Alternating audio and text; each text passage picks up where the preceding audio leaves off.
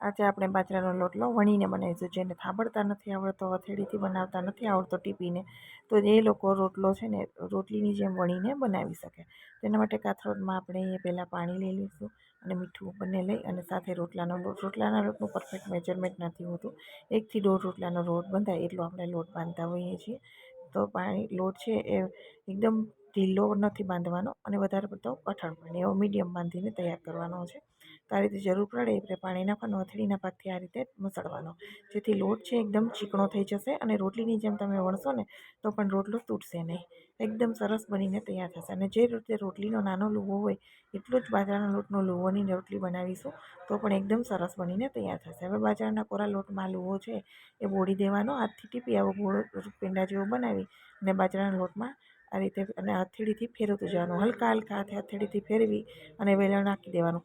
રોટલી જેવો એકદમ પાતળો એવો રોટલો બનીને તૈયાર થશે અને રોટલીની જેમ જ ફૂલીને દડા થશે.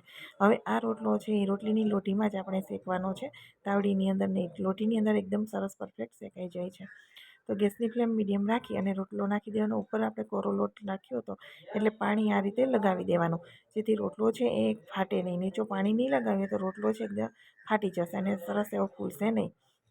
હવે મીડિયમ ફ્લેમ પર રાખી અને આ રીતે સાઈડ ફેરવી દેવાની છે અને જે નીચેનો ભાગ છે એકદમ પરફેક્ટ શેકી લેવાનો છે. જો નીચેનો ભાગ થોડો પણ કાચો રહેશે તો ફૂલશે નહીં રોટલો, એટલે રોટલાની નીચેનો ભાગ એકદમ સરસ આ રીતે શેકાઈ લેવાનો, પછી જેને ભાગ ફેરવવાનો. હવે રોટલો છે એની મેળે ફૂલીને દડા જેવો થઈ જશે. તમે જોશો તો એકદમ સરસ ફૂલશે, દડાની જેમ જ. જુઓ તમે આ રીતે રોટલો દડા જેવો થઈ જશે. તો રોટલી છે એ જ રીતે રોટલાનો થપ્પો લાગી ગયો છે, એકદમ પોચા રૂ જેવા સોફ્ટ બનીને તૈયાર થાય છે. મારો રોટલાનો વિડીયો તમને પસંદ આવ્યો હોય તો મારી ચેનલને સબસ્ક્રાઈબ જરૂરથી કરી દેજો અને ચેનલને શેર અને લાઈક અને શેર જરૂરથી કરી દેજો. તો એકદમ સોફ્ટ પોચા રૂ જેવા રોટલા બનીને તૈયાર થાય છે, એકદમ પાતળા. તો તમે વણીને પણ આ રીતે ઇઝીલી બનાવી શકો છો. આ જ મેથડથી બનાવશો તો તમારો રોટલો એકદમ સરસ બનશે. ફૂલ વિડીયો ચેનલ પર અવેલેબલ છે, ત્યાંથી તમે જોઈ શકો છો.